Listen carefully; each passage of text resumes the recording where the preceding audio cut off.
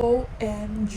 Uy, pwede ka na mag-double cleansing nang hindi gumagamit ng dalawang product Guys, kung hindi ka pa nagdo-double cleansing ngayon, girl, you're missing out. Pagka nagdo-double cleansing ka, anong mas prepared mong gamitin? Cleansing oil, cleansing balm, or micellar water lang? Girl ha, huwag mo sabihin sa akin na micellar water lang ang gamit mo tapos hindi mo unlock. Diyos ko, Zay! Sinasabi ko sa inyo, matatampal kita ng ganyan, Cherise. Kaya naglabas ng Good Molecules ng cleansing mist. Sobrang excited na akong gamitin to kasi first time ko makakagamit ng cleansing mist. Ito yung tsura niya, sobrang lambot as in. Okay, close up look para makita nyo kung gaano siya ka-smooth. Double cleanse, ayan, isoak daw natin with warm water.